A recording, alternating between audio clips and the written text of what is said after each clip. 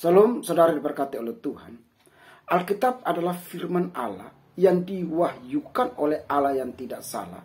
Dan tidak mungkin isinya bertentangan apalagi salah. Karena Allah yang maha tahu mewahyukan sebuah perkataan. Menubuatkan sebuah perkataan. Karena dia sudah tahu lebih dahulu. Itulah yang terjadi pada semua nubuatan dalam perjanjian lama. Kurang lebih ada 500 janji tentang Kristus. Dan semuanya itu digenapi tepat. Ada yang sudah dan akan ada.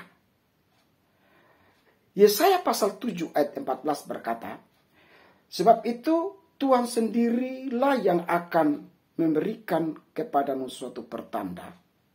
Sesungguhnya seorang perempuan muda mengandung dan akan melahirkan seorang anak laki-laki, dan engkau menamakan dia Immanuel. Saudaraku diberkati oleh Tuhan, Yesaya 7 ayat 14 atau kitab Yesaya itu ditulis 730 tahun sebelum Kristus lahir. Jadi bisa bayangkan masa yang panjang tentang pribadi yang akan lahir. Itu tepat seperti yang ditulis. Dalam literalisasi ayat saat Yesaya menulis bahwa seorang perempuan muda. Ada banyak tafsiran. Minimal ada 3 tafsiran Rabanik saat itu. Adalah istri Ahaz. Jadi katanya Yesaya bernubuat untuk istri Ahaz. Yang kedua, seorang gadis yang lain yang akan mengandung dan akan dinamakan Immanuel. Anaknya itu. Dan yang ketiga adalah istri kedua dari Nabi Yesaya. Tidak mungkinlah seorang nabi. Jadi dari 3 tafsiran ini tidak ada satupun yang merujuk kepada apa yang kita maksudkan kepada Kristus. Kenapa?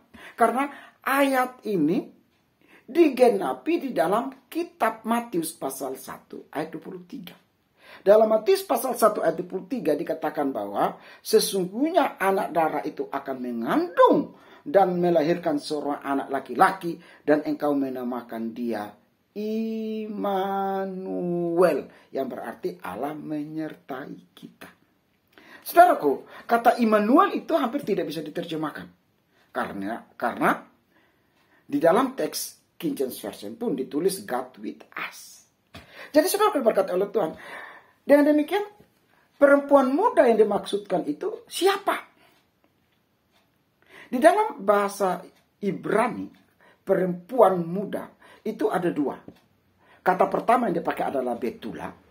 Contoh di dalam kitab Esther 2 ayat 17, Yehezkiel 23 ayat 3, dan Yoel 1 ayat 8. Itu menunjukkan perempuan muda. Contoh, seorang perempuan menikah umur 19. Lalu umur 21, suaminya meninggal. Karena dua sudah menikah tidak mungkin perawan, virgin. Tetapi dia masih muda. Itu menggunakan kata Betula. Tetapi perempuan yang belum pernah disentuh, belum pernah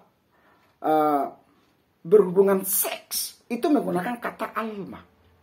Jadi kata Betula dan kata Alma merujuk kepada perempuan muda. Tetapi pengertian perempuan yang belum pernah disentuh itu adalah Alma.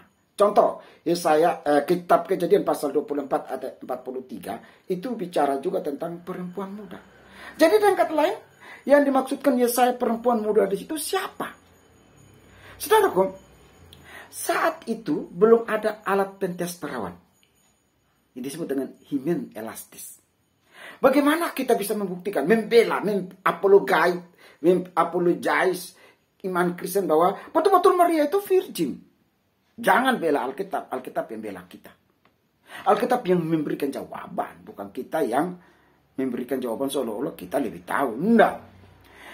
Dari kata Alma digenapi di dalam perjanjian baru, Parthenos, menunjukkan bahwa waktu Maria mengandung itu betul-betul virgin.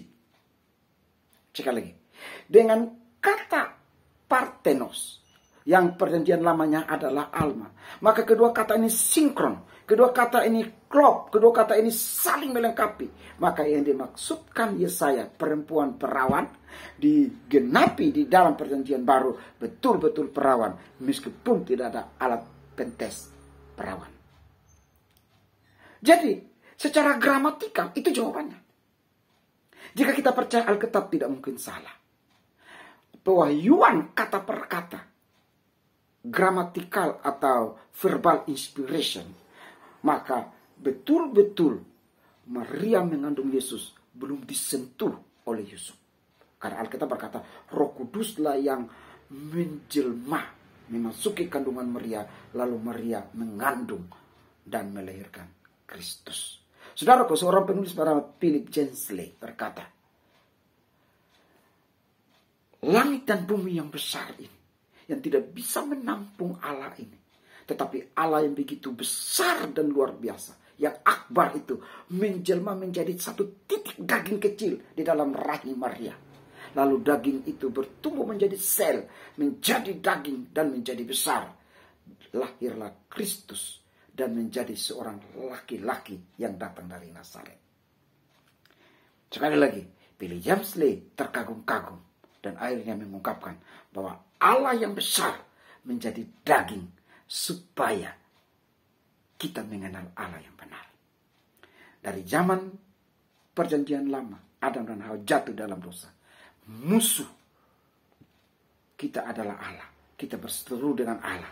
Tetapi Allah menjadi manusia, menjadi daging supaya kita mengenal Dia. Jadi saudaraku, proses kelahiran Kristus itu tidak seperti proses kelahiran kita. Yaitu saya bersetubuh dengan istri, lahirlah anak saya. Tetapi proses kelahiran Kristus adalah proses di mana Allah menjelma menjadi manusia. Daging menjadi daging. Egeneto sarke menjadi daging. Supaya kita mengenal Allah yang benar. Jadi saudaraku, Alkitab tidak mungkin salah. Alkitab tidak mungkin salah ya. Jadi Yesaya 7 ayat 14 berkata, Alma perempuan muda, maka digenapkan di dalam perjanjian baru. Parthenos artinya tetap virgin. Oleh karena itu, karena dia lahir dari perempuan yang tanpa benih yang tanpa dosa, maka dia sanggup dan mampu menebus manusia yang berdosa. Karena kita datang dari benih yang berdosa, maka kita tidak bisa menanggung dosa kita sendiri, apalagi dosa orang lain. Karena Kristus datang dari Alma, datang dari Betula, benih yang kudus, tanpa dosa, maka dia mampu menanggung dosa kita. Dengan demikian, kelahirannya bertujuan menjadi manusia, membawa kita yang berdosa, disempurnakan di dalam darahnya, diselamatkan oleh kasih karunia dan darah jadi bukit Golgota, supaya kita hidup kekal bersama dengan Dia di dalam surga yang abadi. Tuhan berkati kita. Masal Ubraka.